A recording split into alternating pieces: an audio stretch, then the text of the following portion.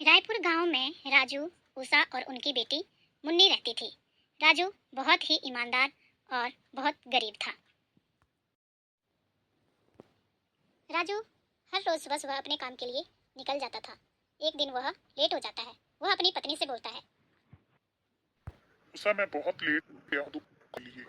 मैं जा रहा हूँ। ठीक है जी, जल्दी से आप दुकान के लिए जाइए और अपना ध्यान रखना, खाना टाइम से खा लेना।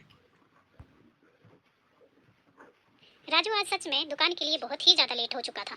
वह दुकान के लिए जल्दी जल्दी से चला जाता है ताकि वो कहीं और ज़्यादा लेट ना हो जाए। जैसे ही वह दुकान पे पहुंचता है, दुकान के मालिक बहुत ज़्यादा गुस्सा होते हैं और राजू को बहुत डांटते हैं।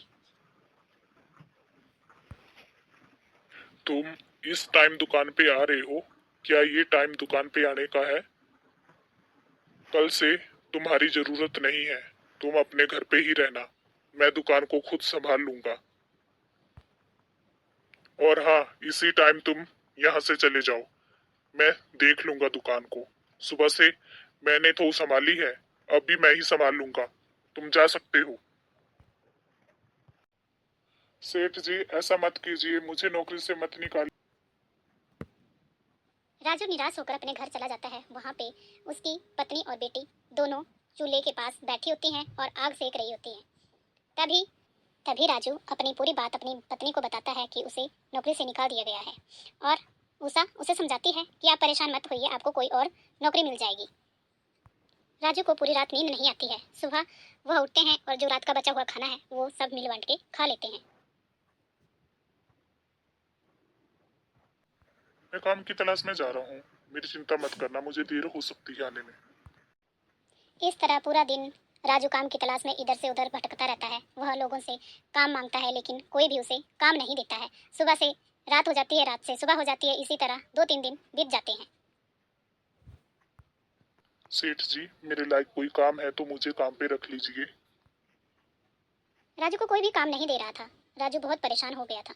वह एक पेड़ के नीचे खड़ा था, तभी एक बूढ़ी माँ आए। बूढ़ी माँ राजू से मदद मांगती है कि वो उसकी मदद करे, उसका सामान उससे नहीं उठाया जा रहा है।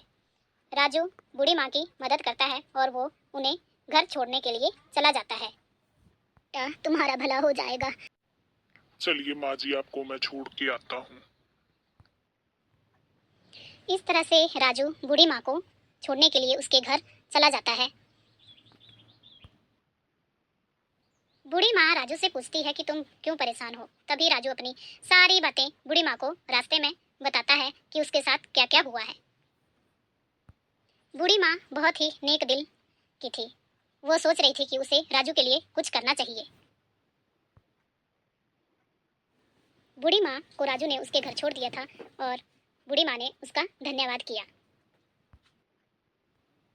बूढ़ी माँ ने सोच लिया था कि उसके घर में जो गाय है वो उसको राजू को दे देगी, जिससे राजू की बहुत ज़्यादा मदद होगी और राजू अपने परिवार का पालन पोषण अच्छे से कर सकेगा, चाहे वो उसका दूध बेचे चाहे घी बेचे। बूढ़ी माँ ने अपने मन में यही विचार बनाया था। बेटा, ये मेरी गाय है। मैं चाहती हूँ कि तुम इस गाय को अपने साथ अपने घर ले जाओ। मैं बूढ़ी हो चुकी हूँ, मुझसे इस गाय की देखभाल नहीं हो रही है। राजू बहुत खुश हुआ और गाय को अपने साथ अपने घर लेके चला गया। तभी राजू की पत्नी राजू के साथ एक गाय को आते हुए देखती है तो वह राजू से पूछती है, ये गाय किसकी है। तभी राजू ने सारी बात अपनी पत्नी को बताई और वो दोनों उस गाय की देखभाल करने लगे और सेवा करने लगे। इसके बाद गाय ने बहुत सारा दूध दिया। वो सोचने लगे कि इस दूध का हम करेंगे क्या, इतना सारा दूध हम कहाँ डालेंगे। राजू की पत्नी के दिमाग में एक योजना आती है। वह राजू को बोलती है कि तुम एक चाय का स्टॉल लगा लो, जिससे हमारे घर में पैसे आएंगे और हम अपने परिवार का पेट आराम से भर सकते हैं।